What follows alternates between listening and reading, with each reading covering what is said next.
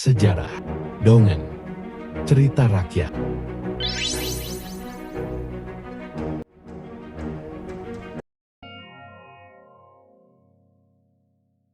Berdasarkan cerita rakyat, legenda Ciung Wanara diawali saat kerajaan Galuh diperintah Raja Prabu Permana di Kusuman. Kemudian dia mempercayakan kerajaannya kepada Menteri Arya Kebonan yang dikenal dengan nama Prabu Barma Wijaya. Aku tahu isi hatimu, Arya Kebonan.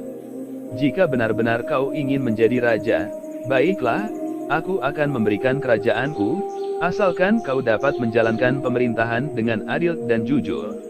Aku hendak pergi bertapa. Aku menitipkan kedua permaisuriku. Ingat, kau harus bertindak bijaksana selaku seorang raja. Mohon ampun tuanku atas kesalahan hambamu ini. Tapi jika sekiranya memang baginda percaya dan bersedia menyerahkan kerajaan Galuh Pakuan ini kepada hamba, sudah tentu hamba akan mengikuti pesan baginda. Dan sang Prabu pun merubah Arya Kebonana menjadi 10 tahun lebih muda.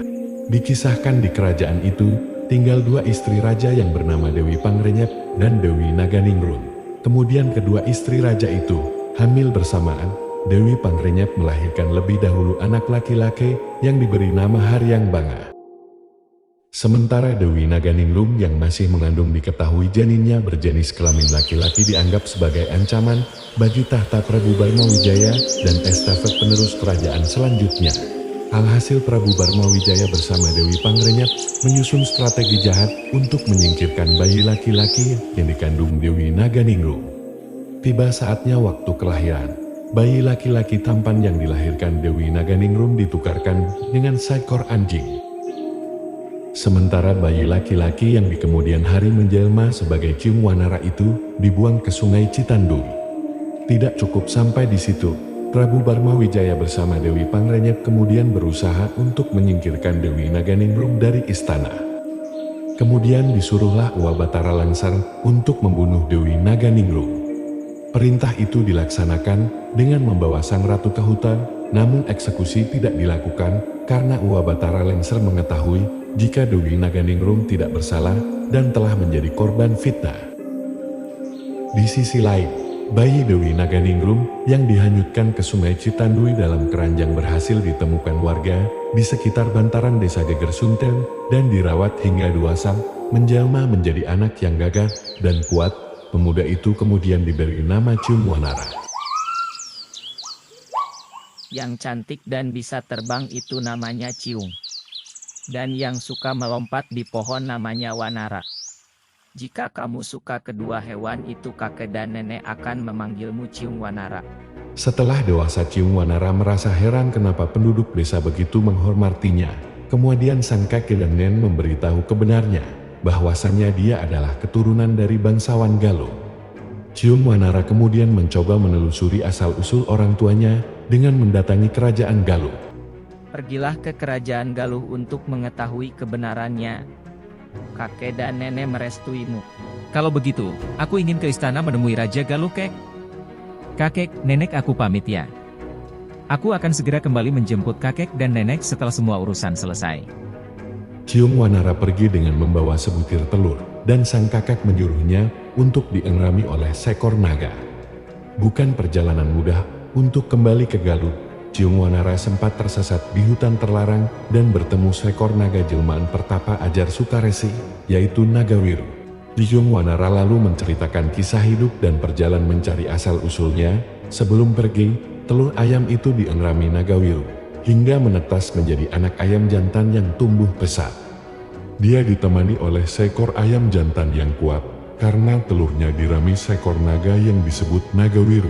Bukan tanpa alasan Ciung Wanara membawa ayam jantan, karena sabung ayam menjadi salah satu olahraga hiburan yang digemari di kerajaan Galuh. Raja Prabu Barma Wijaya termasuk menggemari hiburan sabung ayam dan memiliki ayam jago aduan yang hebat dan tak pernah kalah saat bertarung bernama Si Jeleng. Dia selalu menyampaikan, jika ada ayam dari rakyatnya atau siapapun yang bisa mengalahkan ayam jago andalannya, Kepada siapa saja yang bisa mengalahkan ayamku Si Jeleng, akan diberikan hadiah apa saja yang diminta. Ciung Wanara yang mendengar kabar tersebut kemudian menerima tantangan sang raja dengan mengadukan ayam jantan miliknya dengan sejelimi syaratnya. Ketika ayamnya menang, maka meminta setengah dari kerajaan Galuh sebagai hadiah. Aku menerima tantanganmu, Paduka Raja. Ayamku si Jalak Harupat akan bertarung dengan ayam milikmu. Janji itu terwujud karena ayam sang raja dikalahkan ayam milik Ciung Wanara yang meski berukuran kecil, namun jauh lebih kuat. Ciung Wanara kemudian menjadi raja di daerah yang diserahkan Prabu Barma Wijaya. Saat itu, dia pun mendengar cerita Uwa Batara Lengser. Dia saat itu disingkirkan dari istana beserta ibunya oleh Prabu Barma Wijaya dan Dewi Pangrenyap. Sesudah hamba mendengar cerita perjalanan hidup Paduka Raja, ternyata dugaan hamba benar. Paduka Raja adalah putra dari Prabu Permana di Kusuma dan Ratu Dewi Naganingrum. Merasa sakit hati kemudian, dia melancarkan balas dendam kepada keduanya dan berhasil memenjarakan Dewi Pangrenyap. Namun, putra dari Dewi Pangrenyap, Haryang Banga tidak terima atas penangkapan ibunya oleh Ciung Wanara yang notabene-nya sang adik.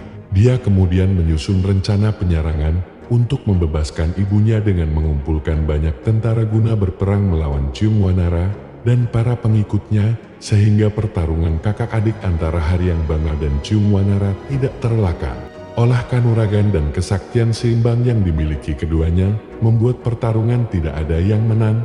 Kemudian muncullah Raja Prabu Permana di Kusuma yang tak lain ayah keduanya didampingi Ratu Dewi Naganingrum yang meminta agar pertarungan dihentikan.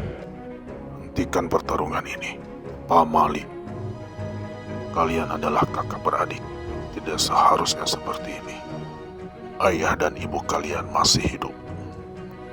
Kami harap kalian saling rukun. Lalu keduanya berhenti bertarung. Dan Raja Prabu Permana di Kusuman memutuskan Ciung Wanara memerintah di kerajaan Galuh. Dan Haryang Banga lalu pindah ke timur dan dikenal sebagai Jaka Susuru.